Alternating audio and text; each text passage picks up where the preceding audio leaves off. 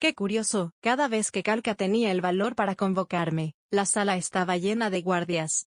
Me quitaban el arco y las flechas. Remedios se paraba a un lado junto con toda la guardia, y las reuniones no eran demasiado largas. Quizás no fuera culpa de la niña, puede que simplemente hubiese sido una recomendación de su familia. Realmente nunca me importó. Mientras me siguieran pagando por mi trabajo, y mi posición ayudara a mi hija a tener una buena vida, no tenía razón para oponerme. Pero hoy, qué graciosa es la comparativa. 3 gobernantes frente a mí. Pero a diferencia de antes, hoy sé que en su contra no puedo hacer nada. Incluso mi cuerpo parece comprenderlo. Los temblores y el sudor son una respuesta del cuerpo para iniciar el sistema de lucha o huida, pero aún frente a estos monstruos, no experimento ninguno de esos síntomas. Y la razón es que yo y mi cuerpo sabemos que correr o pelear es un esfuerzo inútil ante un poder tan superior. Solo hay una respuesta correcta cuando se está frente a un gobernante. Es un honor conocerlo al fin, dijo Pavel antes de que el líder de los 3 emperadores tocara el suelo. Ainsama, la mejor respuesta era agachar la cabeza y esperar lo mejor. Incluso con ellos, no debería ser diferente. La casi victoria del arquero en Errantel no había sido una coincidencia. Aquel hombre que estuvo a poco de vencer a Khajiit y Clementine, demostró ser lo que en Yggdrasil se conocía como un extremos, jugadores que peleaban fuera de las reglas. Se les llamaba de esa manera, porque podían ser absolutos novatos como la reina de las hadas, o jugadores expertos como Momonga. Aquellos con personajes, cuyas clases eran extrañas o estaban mal distribuidas, caían dentro de esta categoría. Momonga, por ejemplo, era débil como mago de la muerte, y aún más débil como invocador.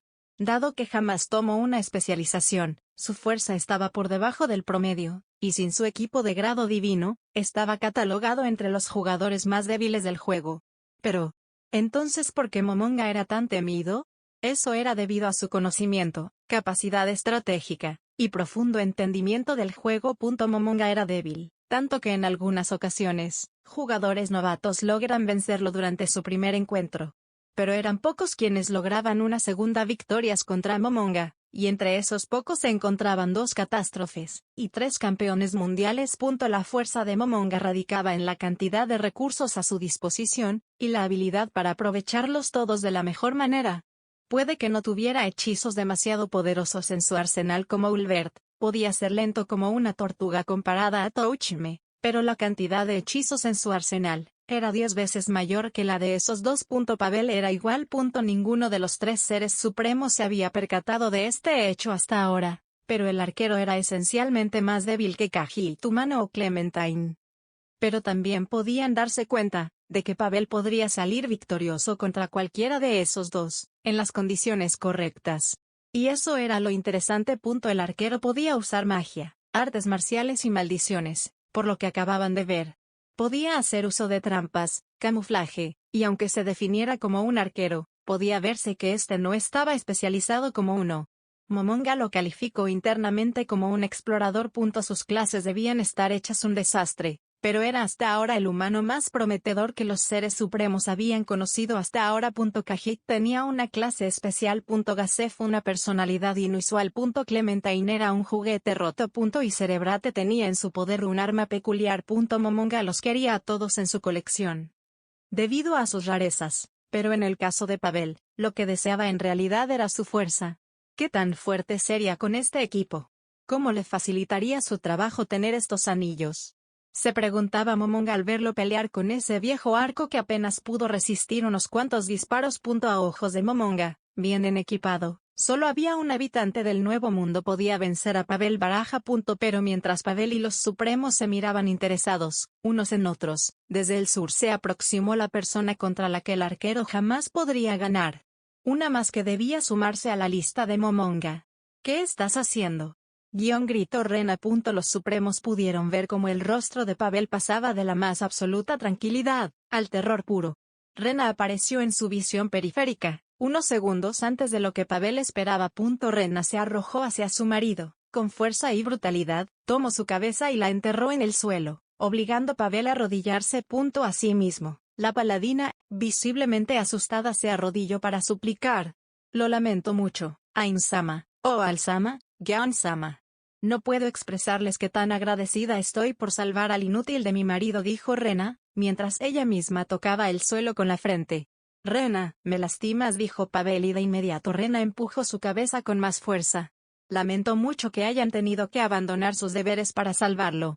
Lo siento de verdad, espere, por favor, Rena, creo que está cometiendo un error. Sí, no tiene por qué agradecernos por nada. No hemos sido nosotros quienes vencieron a estos monstruos, dijo Touchme. El cuerpo de Rena se tensó. Por un momento, los seres supremos creyeron que ésta había entendido su error y liberaría a Pavel, pero por el contrario, pareció más molesta y empujó con todavía más fuerza al pobre arquero. Ulbert se preguntaba si el arquero aún tendría nariz cuando levantara la cabeza. Por ahora, ¿por qué no deja que Pavel se levante? Pidió tímidamente Touchme. Ciertamente, por el aura que desprendía la paladina, no creyeron que fuera a dejar a su esposo levantarse hasta que éste comenzara a echar raíces, pero una vez uno de los emperadores se lo pidió, la mujer no mostró signos de oponerse. Pavel levantó la cabeza apenas Rena quitó su mano, y en el suelo. Los supremos pudieron ver un molde perfecto de la cara del arquero. Los tres no sabían si alabar la fuerza de Rena, o la resistencia de Pavel, pues se levantó sin ninguna herida. ¿Está bien? Pavel tomó un momento para recuperar el aliento, y movió la cabeza para responder que sí lo estaba. Como se lo decíamos, Rena, no ayudamos a su esposo en lo más mínimo. Así que no debe preocuparse. De hecho, creo que deberíamos ser nosotros quienes deberían pedirle una disculpa. Momonga fue interrumpido. Por favor, Ainsama, no tiene que protegerme. Rena, cuando llegaron yo les pedí que no interfirieran. Las luces del Overlord se apagaron detrás de su máscara. Cada pelo en el cuerpo de Ulbert se erizó, y el campeón mundial sintió una fría sensación recorriéndole la espalda. Disfruten el espectáculo, eso había dicho Pavel antes de iniciar la batalla. ¿No los dijo a nosotros? Preguntó Ulbert con un tono menos amable. Momonga pudo ver cómo Rena apretaba los puños. Como le dije, Sama, no tiene por qué encubrirme.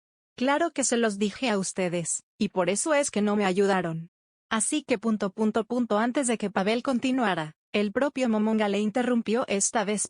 Pavel parecía solo querer tranquilizar a su esposa, pero vio que eso no sería posible cuando el aura que irradiaban los emperadores cambió. Invisibilidad perfecta.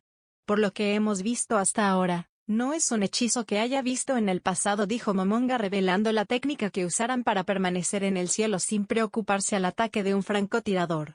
Usándolo no podemos ser detectados, más que por magias aún más avanzadas de detección. Algo de lo que usted no se ve capaz, Pavel, así que déjeme preguntarle, ¿cómo es que supo que estábamos observándolo en ese momento? Los seres supremos no eran estúpidos. Permanecieron volando para ver el combate, pero se aseguraron de protegerse contra un posible ataque. Solo unos pocos hechizos podían ver a través de ella, y los supremos podían asegurar que todo se conseguía después del nivel 70. Ainsama, el señor Pavel. Solution quiso explicar lo que el arquero le había explicado antes. Pero Pavel la detuvo. Por favor, Solution, no tengo ninguna intención de ocultarlo, de ser así no se lo hubiera dicho en primer lugar.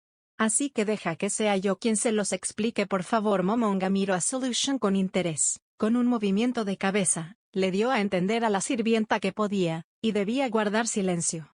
Al Overlord le interesaba lo que el arquero tenía que decir. Pero antes de decirlo, ¿puedo pedirle algo? Preguntó el arquero. Momonga miró con interés al humano. ¿Qué desea? Preguntó fríamente el Overlord. Cuando estábamos en el Reino Santo descubrí que ustedes son personas coherentes y pacíficas. Cosa que comprobé al ver a la gente del pueblo esta mañana.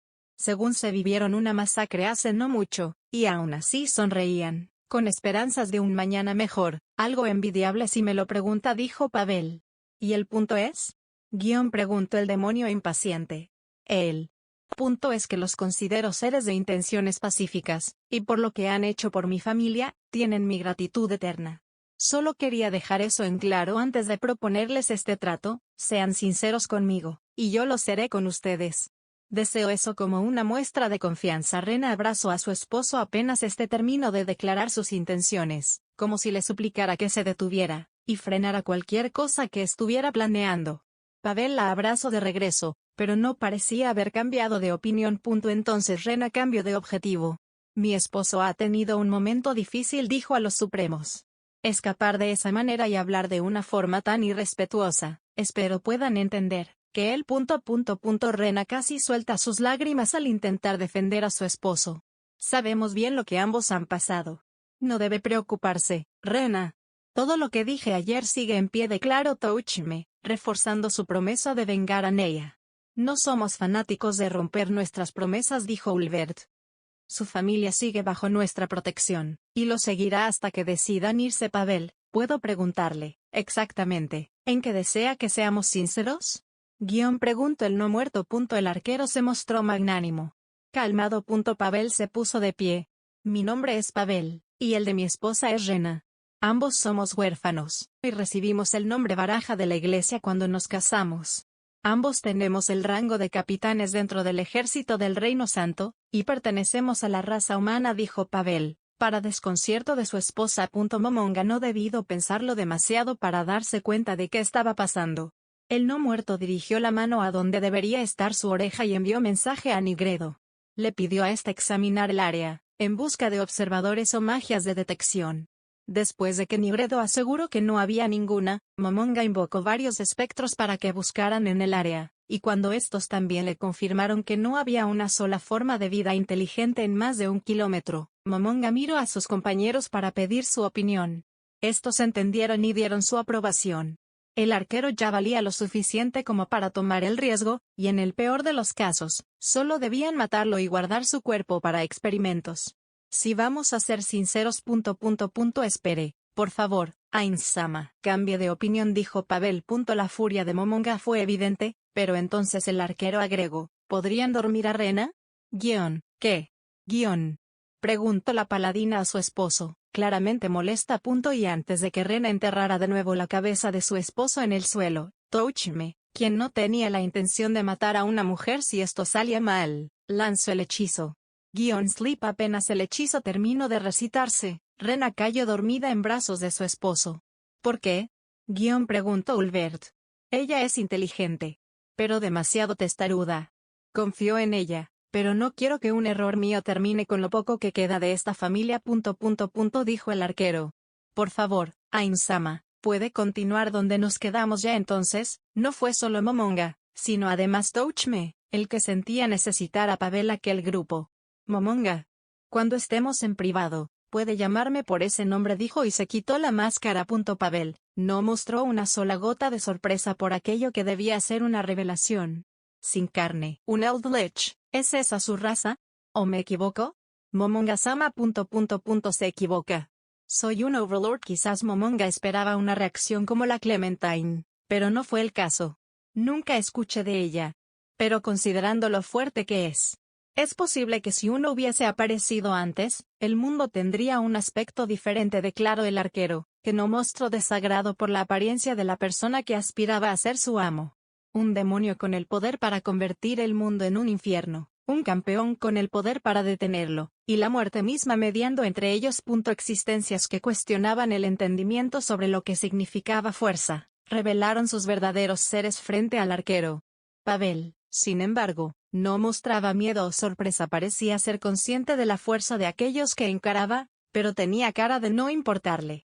Veo un gran esfuerzo en sus disfraces, desde la magia de ilusión más avanzada, hasta la sutileza de guantes y una máscara. Veo detrás de esos esfuerzos una fuerte razón para no querer mostrarse como realmente son. Momonga se preguntó si acaso debía sentir halagado o ofendido por cómo el arquero definido su método de ocultación. Y, ya que prometimos sernos sinceros, y ustedes lo son conmigo, debo revelar algo que ustedes ya saben. A mis ojos y los de cualquier otro humano, ustedes son monstruos innombrables, reveló el arquero, algo que los seres supremos ya sabían, pero no creyeron escuchar jamás de un humano. Te agradezco no correr, dijo Ulvert. Pero en todo caso, quisiera saber, ¿por qué no te ves asustado?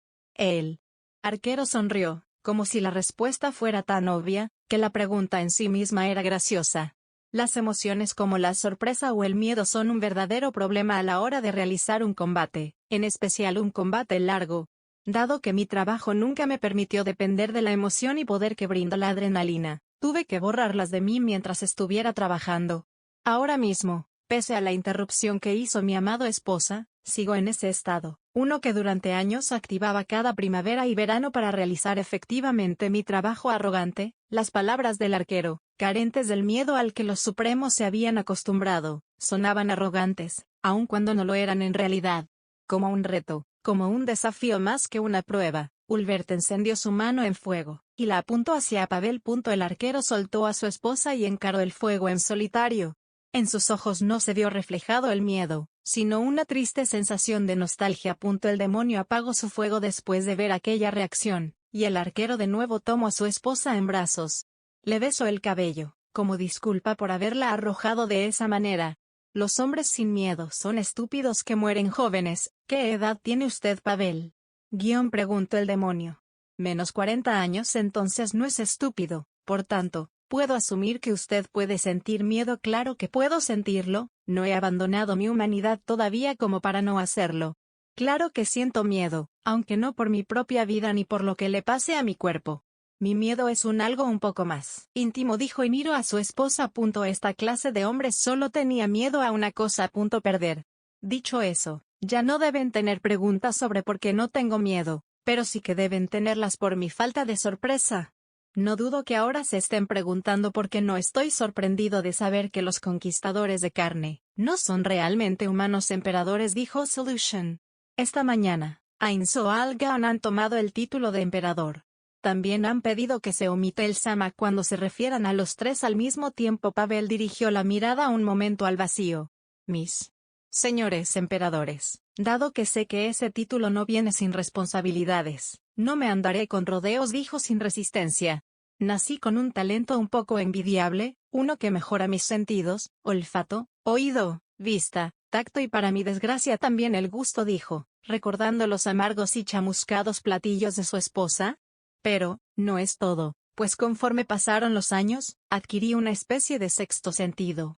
Básicamente he podido detectar enemigos aún sin verlos o escucharlos. Con el tiempo incluso fui capaz de distinguir qué tan fuertes eran, y hace no mucho, incluso aprendí a distinguir sus razas. Todo siempre y cuando estuviera a una distancia considerable. Esa es la razón por la que ya sabía a qué razas pertenecían. O bueno, al menos eso creía. Sentía a Momonga-sama como un esqueleto, pero por lo que veo, usted está muy lejos de esos no muertos. Pavel era una moneda tirada en la calle. Tenía valor, y nadie dudaría en tomarlo. Pero a diferencia de cualquier otra moneda, Pavel demostró ser una de plata. El arquero los había engañado. Los tres, Momonga, Ulbert y Touchme, tuvieron suerte de que tal hombre viniera hacia ellos y pareciera tener tan buena disposición. Tenía más valor, a cada minuto que lo conocían más. Pavel demostraba tener un valor incomparable. ¿Hay alguien más que posea un talento natural parecido al de usted? Preguntó Momonga. No. Estoy seguro, puede que haya alguien, después de todo el mundo es muy grande. Pero si lo que le preocupa es que alguien más pueda detectarlos, no se preocupe, estoy seguro que soy el único en el mundo que puede hacerlo sin usar alguna extraña magia de las que mencionaron. ¿Por qué está tan seguro? Preguntó Touchme. Porque aún los talentos naturales necesitan ser entrenados y mejorados. Esta habilidad no es mi talento natural por defecto, sino el resultado de haberlo entrenado. Y sé bien lo valioso que es esto para cualquier ejército o equipo de aventureros. Si existiera alguien así, yo sin duda lo sabría. No se pueden ocultar talentos tan evidentes. Eso es lo que Pavel quería transmitir, y tenía razón. Una habilidad de radar que ignoraba incluso los anillos de antidetección, era algo que mucho codiciarían, algo que no se podría mantener en secreto. Entiendo. Agradezco su sinceridad, Pavel, pero necesito que me diga algo. ¿Cuántas personas saben de su talento? ¿Y cuándo exactamente se dio cuenta de nuestras naturalezas? Preguntó el Overlord. Me enteré ayer que entraron a la fortaleza. Me entrené para despertar cuando criaturas peligrosas entraran en mi rango de detección. Y dado que eran tres, y la señorita Solution estaba con ustedes, llegué a la conclusión de que el demonio, el no muerto y el hombre insecto eran los conquistadores de carne. Eso responde al cuándo. Ahora, ¿quién más sabe de su talento? Mi talento fue detectado cuando vivía en los templos. Se tenía la esperanza de que fuera adoptado por la Iglesia de los 6 héroes y llevado a la teocracia, pero antes de saberlo me enlisté al ejército. Antes de eso.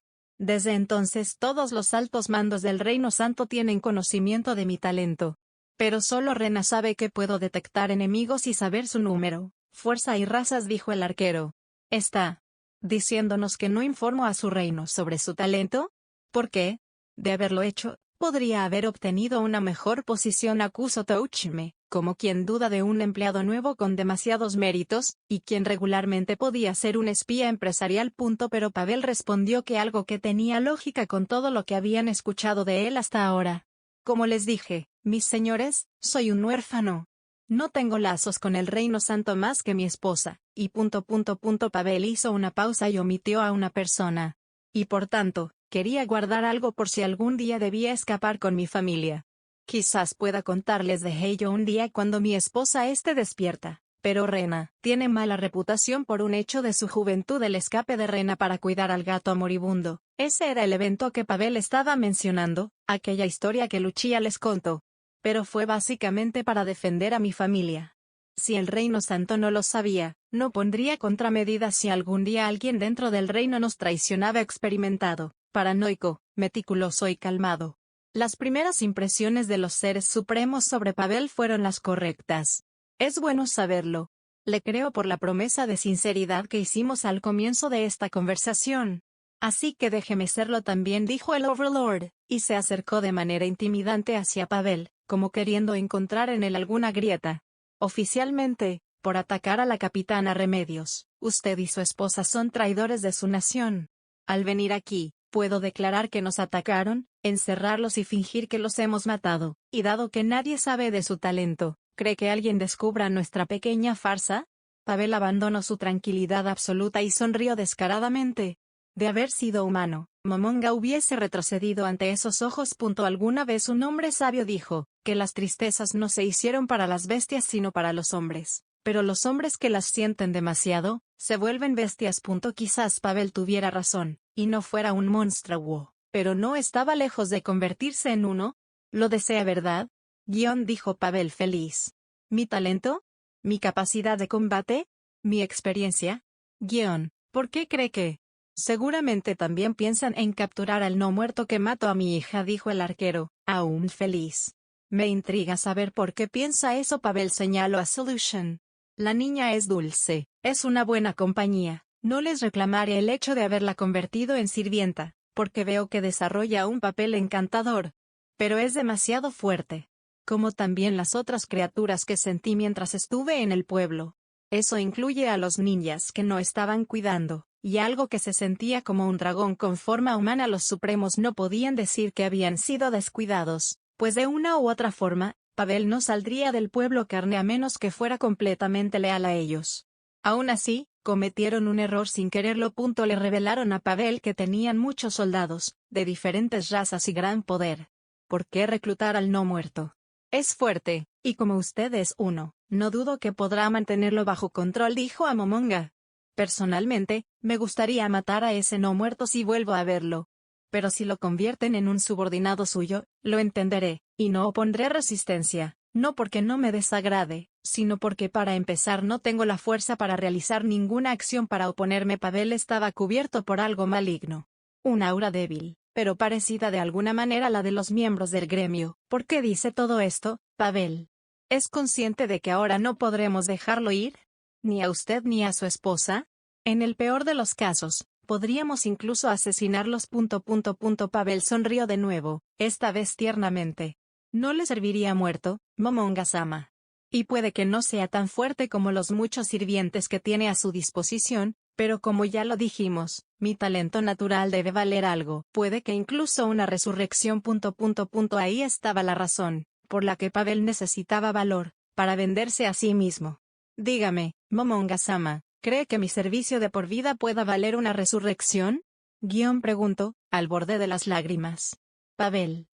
La maldición que sufrió tu hija. Nada es imposible en este mundo. Nada. Con el suficiente poder y recursos, nada es imposible. Y saber cómo revivir a alguien que murió por esa maldición, es algo que ustedes buscarían tarde o temprano, para no ser víctimas de ella. ¿Me equivoco? No lo hacía. Si los supremos pudieran ser afectados por la maldición, habrían buscado la manera de revivir aún con ella. Pero Pavel no lo sabía. Él solo quería incitar a los seres supremos a buscar esa manera, y convencerlos de que no solo era por él, sino también por ellos. Le dijeron a mi esposa que no podían quitar la maldición. Eso se lo dijeron a una paladina sin nada, que vino aquí suplicando ayuda. Ahora, un arquero con 28 años de experiencia en combate, y que aún podrá pelear otros 30, con un talento natural valioso, un hombre que le está ofreciendo todo lo que es, se los pide, se los suplica, por favor, devuélvanme a mi hija. Si alguno de los tres hubiese tenido descendida, habrían llorado por la pérdida del arquero. Pero dado que nunca la tuvieron, no podía ni siquiera aspirar a comprender el dolor de este hombre. ¿Qué ojos eran esos? ¿Qué clase de sentimiento pudo lograr que el alma de tres monstruos doliera de esa manera? La propia diosa que dio paz al alma de la niña lloró desconsolada. Una reunión importante aquella fue la excusa de Momonga para no dar una respuesta en ese momento. Fueron las palabras que usó el Overlord para ganar tiempo. Lo decidiremos después de eso, fue la respuesta que Momonga dio a la pregunta del arquero. La única que él aceptaría. La respuesta correcta. La única cosa que podía evitar que la dolida alma del arquero se rompiera no era una promesa vacía, no era la falsa esperanza. Lo que Pavel necesitaba era la duda. Necesitaba que los seres supremos no estuvieran seguros de poder llevar a cabo ese milagro. Aunque lo más probable fuera que la respuesta sería no, tal como cuando Neia enfermó de pequeña, a Pavel no lo motivó la seguridad de que su hija sobreviviría, sino la posibilidad de que lo haría. Un tal vez era lo que Pavel necesitaba vivir, aun si Momonga no podía hacer nada, solo eso necesitaba. Esas palabras, para no morir, hasta haber vengado a su hija. Pero, ¿tengo su permiso?, preguntó Momonga al dolido padre. Aquella criatura le pidió al arquero permiso para transportar el cuerpo de Neia a una nueva locación. Pavel aceptó, con la condición de que su hija fuera tratada con respeto y dignidad. Esa fue la respuesta equivocada. Porque cuando Pavel lo vio, cuando vio a la muerte llevar en brazos a su hija, Pavel entendió, su corazón aceptó que Neia nunca volvería. Demiurge, Pandoras, Cahilt, Pestonia y Clementine.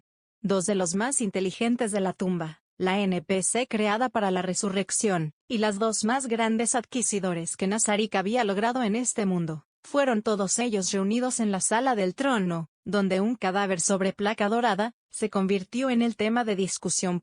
La muerte, que hoy no estaba en su tono negro sino frente al cadáver de esa niña, dirigió la mirada hacia su más nueva adquisición.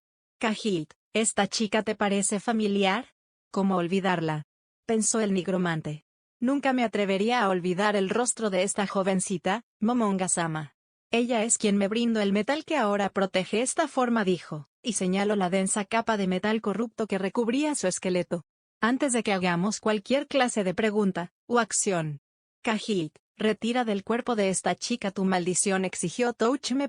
Pero como ya se esperaba, las luces púrpura en las cuencas del nigromante se apagaron. Lo lamento mucho, Touchme-sama, pero este inútil esclavo no puede eliminar la maldición. Tal como un asesino no puede revivir a su víctima, para mí es imposible eliminar las consecuencias de esta acción, respondió Cahilt. El desagrado de Touchme era evidente, pero lo que el demonio y la muerte mostraron fue algo más cercano a la resignación. Cahilt, ahora mismo, te ordeno decir si me digo alguna mentira.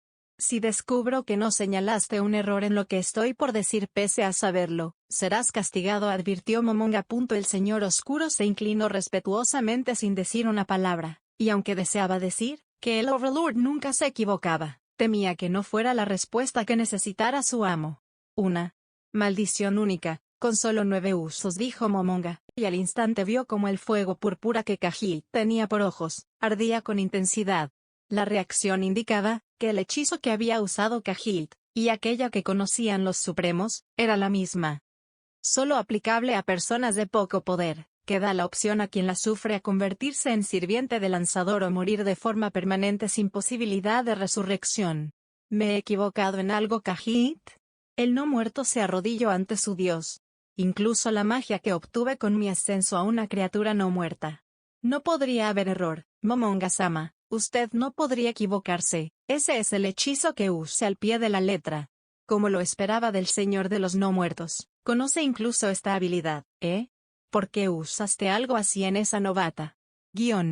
Preguntó la asesina con desagrado, pues incluso ella sabía que algo así, y con tan pocos usos solo debía usarse en personas con talento, y por lo que vio durante la batalla de esa noche, la escudera no lo tenía en punto, pero por su tono al hablar, tan falto de respeto pese a encontrarse en presencia de los seres supremos, molestó a uno de los presentes.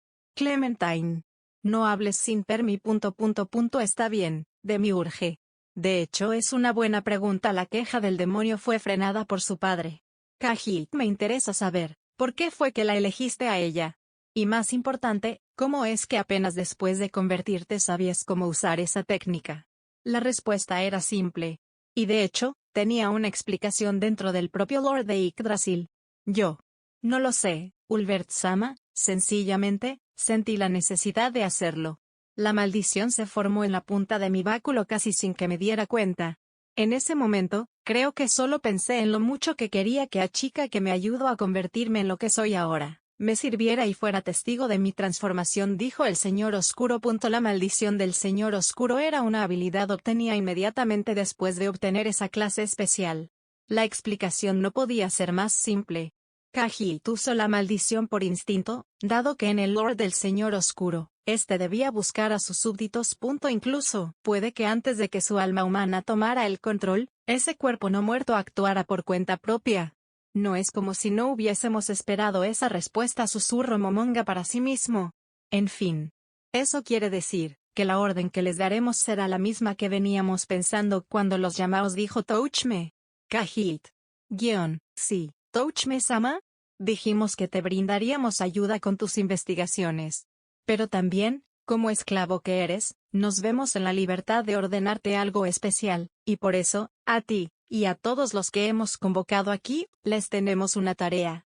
Algo que nosotros mismos vemos imposible en estos momentos, reveló en caballero. Los 5 sirvientes en la sala, sin excepción, se mostraron confundidos. ¿Qué clase de problema sería, si incluso los supremos lo consideraban algo imposible? Lejos de la sala del trono, lejos de la tumba y el pueblo, apartados de la guerra que se desarrollaba al norte, un grupo preocupado de sirviente entró a las habitaciones de su ama. Tal como lo sabían, entraron completamente desarmados, y haciendo mucho ruido para anunciar su llegada. Y preocupados, las 7 personas con permiso de entrar a esta habitación se arrodillaron frente a la bien iluminada cama de rosas donde su ama descansaba. Mi señora, ya hemos informado a los guardias, y Gina-sama ya tiene listas las armas que solicito, dijo la más querida de los sirvientes. Christine, toma el conjunto magenta, dijo la reina desde su cama, sin dignarse a levantar la mirada. Los demás deben estar organizados en código verde, amarillo y rojo. El verde repártelo entre los guardias de la primera barrera, el amarillo dáselos a mis bebés. Y los 6 aquí presentes, 5 tomen un conjunto rojo, y el restante, el que no alcance un equipo, deberá prepararse para un viaje a la Teocracia Slain, y la guardia de Cure Elim. Así que piensen bien en a quién enviaremos, mi señora. ¿Habla usted en la habitación? Las flores repartidas por ella se encendieron, como si de repente se fueran todas a convertir en fuego. Entiendo, como usted ordene, Miki-sama. Aterrados por el mal humor de su ama, los sirvientes más queridos por la reina, salieron de la habitación, con la firme convicción de hacer cumplir su voluntad. Aunque ésta se viera manchada por alguna razón. Y una vez la reina de las hadas se encontró sola en su habitación, concentró su mirada al pequeño y tenue sol en miniatura que mantenía vivas las rosas de su cama. ¿Por qué? ¿Por qué de todos tenías que ser tú?, dijo la reina, recordando a aquel hombre. Satoru, me pregunto si fuera sincera, ¿me perdonarías? La reina de las hadas se rió de sí misma. Claro que no. La orden de Momonga fue sencilla, y a la vez, sería considerada por todos quienes la recibieron, imposible. Encuentren una manera de revivir a esta chica, fue la solicitud de los seres supremos. A Pestonia se le puso a cargo del cuerpo de Neia Baraja. La criatura que mayor aprecio tenía por los humanos en todo Nazarik, fue elegida para vigilar que el cuerpo de la chica fuera tratado con el respeto y dignidad que Pavel pidió. Cahill estaría dedicado a la investigación sobre su propia maldición. El nigromante aún tenía un acólito que quería transformar en un sirviente oscuro, por lo que a ese acólito se le asesinaría, y reviviría para que cumpliera con el requisito de niveles. Después de eso se usaría la maldición en él. se le pediría a ese hombre que esperara hasta cerca del tiempo límite para aceptar la maldición del Señor Oscuro, y mientras su cuerpo aún era infectado por el hechizo, Cahill tomaría muchas muestras de la carne maldita para su trabajo. Clementine tenía mucho conocimiento, pero casi todo lo que sabía tenía que ver con lo sagrado y el combate. Conocía de política, pero muy poco de magia. Viendo que no se le podía usar, se le asignaron otras tareas, pero se le ordenó que diariamente leyera los informes de Cahill para que diera su opinión. Pandora, Actor y Demiurge fueron algo especial. Ellos no tenían conocimiento sobre la magia del Nuevo Mundo, y tampoco a lo que se refería con el Señor Oscuro, pero dado que eran los encargados del manejo interno de la tumba, a través de los demonios sombra que los seres supremos habían puesto a cada persona que habían conocido hasta ahora, recopilarían información para Cahill.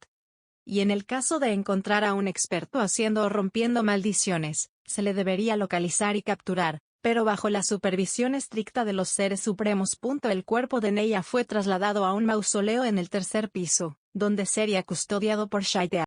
En ese lugar Cahill no debería moverse mucho para ver el cadáver de la chica, y dado que Peston ya estaría cuidándolo, no se correrían riesgos, y los supremos podrían ocuparse de los referente a la reunión con Ramposa, y la fundación de su nuevo imperio. Así quedaron las cosas con respecto a la hija de Pavel. Por ahora, los planes de los supremos debían continuar, y el primer punto de estos, era reencontrar a Cerebrate con sus compañeras. Ya Ulbert le había dado un papel al aventurero en el teatro que pretendían montar para Ramposa, y como un director tirano, el demonio no aceptaría otra cosa. El querer complacer el apetito dramático del demonio, llevó a los seres supremos al 8º piso. Ya Touchme tenía un plan para calmar a las compañeras de Cere, algo inspirado en las palabras de Pavel. Después de discutir su táctica con los otros dos, no pasó más de un minuto antes de que decidieran usar el plan de acción del caballero insecto. Con fiereza los tres se dirigieron al templo de cerezos, preparados para afrontar los gritos y maldiciones que esas mujeres darían antes de aceptar su nueva realidad. Sin embargo, al llegar al templo no había gritos, no había sangre ni maldiciones. No había cuerdas, ni ningún otro tipo de ataduras. Lo que los supremos encontraron al llegar al templo, fue una curiosa fiesta del té, celebrada en uno de los hermosos jardines de la zona. La sacerdotisa inmortal del templo, compartía con un grupo de espíritus, un té especial. Aquellas mujeres que hace menos de una hora, querían arrancarse las colas y orejas, ahora las movían libremente, sin miedo o vergüenza. Y por si eso no fuera poco, cada una había abandonado las ropas que se les dio en su resurrección, y en su lugar vestían con trajes de mico, hechas por las manos de Aureole. Se vea como un grupo de sacerdotisas tomando un descanso de sus labores, a la sombra de un hermoso árbol de cerezos. Creo que no vamos a ocupar tu amigo, dijo Ulbert, y dio algunas palmadas a la espalda del caballero. Cerebrate comenzaba a preocuparse por los otros dos. Gasef y aquel chico no habían despertado aún. Stronov, dijo el aventurero desde su celda. Por más que les hablara o gritara, aquellos no despertaban. ¿Había sido demasiado fuerte el hechizo? ¿O acaso estaban muertos y no dormidos? No, eso último era imposible, y los fuertes ronquidos del capitán guerrero lo corroboraban. Esos no eran los sonidos de un hombre muerto, aunque sí parecían los de uno que muy pronto lo estaría. Con solo ese hechizo, Cere podía corroborar que los conquistadores no solo eran poderosos, sino también tenían subordinados peligrosos. Pues si ese hechizo pudo hacerle eso a uno de los guerreros más poderosos de la humanidad, ¿qué no podría hacer en un simple mortal? Y mientras el aventurero se dejaba caer en sus propios pensamientos y desvarios, una puerta se abrió frente a su celda. Éxito o fracaso, vida o muerte. Pronto Cere sabría cuál de esos destinos le aguardaba. No podía haber expresiones en el rostro esquelético del Overlord, y tampoco había ninguna reconocible en el de aquel demonio. Quizás el guerrero de armadura blanca sí tuviera un rostro que Cerebrate pudiera analizar, pero este último se ocultaba detrás de ese grueso casco. ¡Qué sorpresa! Así que tampoco usted es humano, expresó Cere al ver al demonio cabra frente a él. Imagino entonces, que usted tampoco, dijo al caballero de armadura blanca. ¿Eso importa? Preguntó Momonga. No tengo problemas con sus razas y lograron cumplir su palabra. Aunque no puedo mentirles, me preocupa no poder leer sus expresiones, en especial porque siento que algo malo pasó, dijo Cerebrate a los tres dioses malignos que salieron de la puerta negra. Tenías razón, dijo el esqueleto. Al final no fue posible realizar una resurrección sin un cuerpo completo. Cerebrate formó una ligera sonrisa, que poco a poco se convirtió en una carcajada a modo de burla hacia Momonga. Aquel hombre se burlaba de cómo aquella muerte encarnada, que tan seguro se había mostrado de sus palabras, había tenido un duro encuentro con la realidad. Diría que me es una sorpresa, pero, bueno, no importa. Ahora, dado que esta es la realidad, ¿podrían matarme de nuevo, por favor? No tengo ninguna intención de seguir con esta vida. Claro que si les molesta me la quitaré yo mismo, pero pediría por favor que me prestaran mi espada para eso, declaró el aventurero. ¿Por qué? Preguntó el demonio. Porque no tengo ninguna intención de seguir sufriendo. Para empezar, por eso quiero morir. Verá, la espada me podría decapitar lo suficientemente rápido para... El demonio interrumpió. No, idiota, no te pregunto por qué quieres la espada. Te pregunto por qué quieres morir. Misma respuesta, mi querido señor demonio. No puedo lidiar con el hecho de haberles causado una muerte permanente a esas chicas. Quizás un no muerto y un demonio no lo comprendan, pero los humanos sentimos responsabilidad por nuestros actos. Vaya, fuiste amable y descortés al mismo tiempo. Nada mal, y aunque me molesta que creas eso de nosotros, solo por nuestras razas, me molesta aún más el hecho de que creas que fallamos al momento de resucitar a tus compañeras. ¿Qué? Pero dijeron no es posible. No es posible resucitar a alguien sin tener una buena parte de su cuerpo. Es cierto. Fue una realidad la que nos tuvimos que enfrentar, dijo Momonga. Pero en ningún momento dije que no hayamos podido cumplir con nuestra promesa. Se negó con la cabeza. ¿De qué están hablando? Tuvimos que conseguirle un nuevo cuerpo a tus compañeras para resucitarlas. O mejor dicho, tuvimos que convertir lo que quedaba de sus cuerpos en algo que pudiera contener sus almas, dijo el demonio. Con tan poca carne y huesos a nuestra disposición, las opciones fueron muy escasas, dijo el caballero de armadura blanca. Tienes razón, Cerebrate. Algo malo pasó, al menos desde nuestra perspectiva, creemos que podría ser algo que te haga incumplir nuestro acuerdo. ¿Lo lograron? Preguntó Cerebrate, con una emoción incierta dominando su voz. Dado que quedaba tan poco de sus cuerpos, no pudimos convertirlas en humanas. Aunque nos esforzamos por darles una apariencia casi sin cambios, no nos fue posible. Las mejillas de Cere se sonrojaron. Ni siquiera los supremos sabían decir bien por qué. ¿Sí o no? No necesito la respuesta larga. ¿Las niñas que me acompañaron todos estos años, están vivas o no? Ahora tienen garras y colmillos, ¿pero lo están? Aunque su apariencia podría resultarte desagradable, quizás, dijo Ulbert, queriendo hacer sonar la situación peor de lo que era. Cere sonrió al demonio. Cumpliré mi palabra. Si ustedes cumplieron la suya, el hombre que Touch me buscaba necesitaba convicción y principios para realizar el trabajo. Cere parecía tener solo lo segundo. Aún así, un sirviente que actuaba por compromiso en favor de la justicia, no sonaba como algo malo. Tráganlas, pidió Touchme a través de un mensaje. La esperanza perdida, el orgullo roto. La derrota absoluta era lo que mejor definía al espadachín, que hoy se abrazaba a su espada en medio de la oscuridad de la habitación. Consciente de su debilidad, ni siquiera hizo intentos por escapar al saber que había una medio elfo que lo podría capturar. Brainunglaus se sentó en la esquina de la habitación. Pero el templo del guerrero fue profanado por un sacerdote de cuerpo robusto. Aun si era anciano, seguía emanando esa aura que caracterizaba a los poderosos. Aún así, su vieja gloria había ya quedado olvidada. ¿Por qué rechazaste el ofrecimiento? Preguntó el cardenal de la oscuridad, persona encargada de la escritura negra. Bruin reconoció los símbolos en la ropa del hombre, y preguntó de vuelta. ¿Por qué es que sirves a la memoria de un no muerto? El cardenal sonrió cálidamente. Porque hay cosas en este mundo a las cuales no se les puede permitir vivir. Shurshana-sama lo sabía, y a pesar de que su naturaleza le decía lo contrario, su sabiduría le hacía ver que la humanidad era algo que debía de prevalecer. El dios al que sirvo tenía un enfoque un tanto distinto. Él no creía que fuera necesario matar a nadie él mismo. En un escrito dejado atrás por él, dejaba en claro que tarde o temprano todos mueren, y que él no perdería su tiempo adelantando algo que era inevitable. No tengo intención de tener una discusión de teología con un montón de hipócritas. Shurshana era un no muerto, ustedes luchan contra los no muertos. La guardiana de su tesorería es un medio elfo, y ustedes buscan el exterminio de esa raza, ¿sabes? Puedo entender que te moleste que Shurshana-sama fuera un no muerto. Pero no entiendo por qué esa niña te molesta, porque eso me comprueba lo que ya les dije.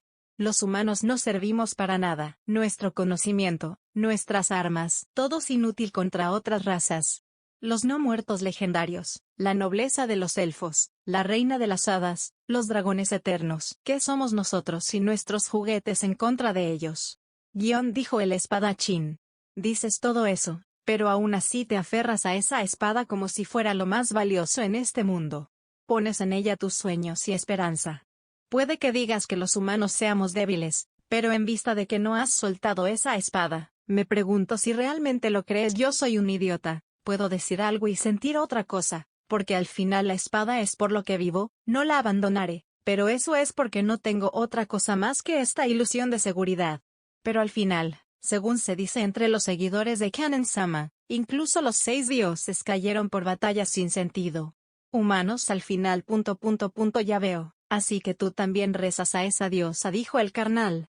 No rezo a ningún dios. Solo respeto al herrero que forjó esta espada. Aún así, ¿me equivoco? Se decía que el dios de la muerte fue último en morir. Me pregunto si fue justamente porque no era humano. El cardenal parecía sufrir al tiempo que declaraba, yo también creo eso. Que Shurshana-sama logró vivir más que los demás, no solo por su cuerpo imperecedero, sino por su naturaleza. Es algo que otros no pueden aceptar. Pero es justamente por eso que los humanos tenemos como enemigos a todas las demás razas. Shurshana sobrevivió a los otros dioses gracias a su naturaleza, por eso temen a que otro no muerto como él aparezca. Temen que el siguiente dios de la muerte no sienta nada por la humanidad, acusó Brain. Por eso los cazamos, por eso los exterminamos. Tienes razón, aceptó el líder de la facción militar más poderosa de la teocracia. Incluso, entre los dioses, los de otras especies son superiores, dijo Brain con ironía. La humanidad nunca podrá superar a esas criaturas, dijo sin dudar el cardenal. ¿La humanidad puede superar a las otras razas? De hecho, hubo 3 humanos que se colocaron por encima de los demonios y dioses. 3 humanos capaces de vencer al campeón que defiende el paraíso, y el demonio que crea infiernos. Bruin rió. Abiertamente se burló de la historia que le narraba el cardenal.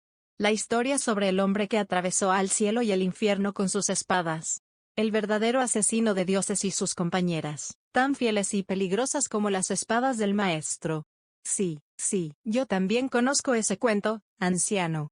El hombre que forjó esta espada me la contó aquel anciano, que es tan borracho. Narró a Brain el cuento sobre un humano invencible, que gobernó en el mundo de los dioses. No son cuentos, de hecho, que Kanen sea adorada en este mundo, comprueba que ellos tocaron esta tierra alguna vez. No por nada su religión es anterior a la de los 6 dioses.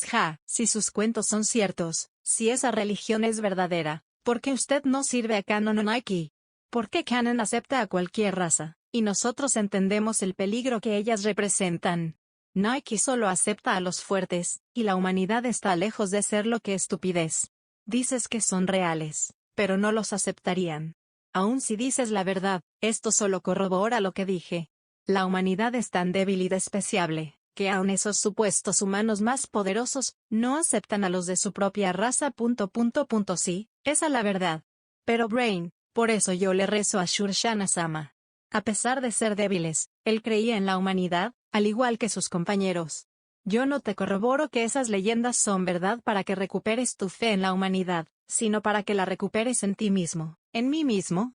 En estos momentos un mal inenarrable está por golpear a este mundo. Cualquier guerrero, sin importar a qué Dios sirva, será bienvenido en esta guerra por la supervivencia de la humanidad. Por eso quiero que tú creas en ti mismo, y busques a la diosa que solo acepta a los fuertes, o al dios que pudo matar al más antiguo y poderoso de los dragones. Ustedes lo que quieren, es que yo pelee lo que queremos. Lo que yo quiero, es que todos busquen una manera de pelear. No me importa que no encuentres tu fuerza con mis dioses. No me importa que encuentres tu fuerza en ese hombre que le dio la espalda a la humanidad. Todo lo que quiero, es que tú, un guerrero, se levante y derrote a ese enemigo que antes te humilló. El cardenal se dio la vuelta para salir de la habitación, pero una última cosa dijo antes de marcharse. La piedad y la victoria acompañaban a ese hombre. Todo hombre que sostenga una katana es un seguidor suyo. pídele fuerza, y con algo de suerte, la piedad y la victoria también serán tuyas, y para el bando por el que pelees. El cardenal salió del cuarto, dejando solo al espadachín. El filo que corta atraviesa a nuestros enemigos. Naiki-sama comenzó a rezar el espadachín. La guarda que protege nuestras manos. Kanen-sama... Desenfundó entonces su espada y la apuntó al cielo. Y la empuñadura que cada hombre sostiene junto a su destino. Musashi, Miyamoto-sama, bendigan esta arma y al guerrero que la empuñara. Citó Brain las palabras que el herrero había recitado antes de entregarle el arma.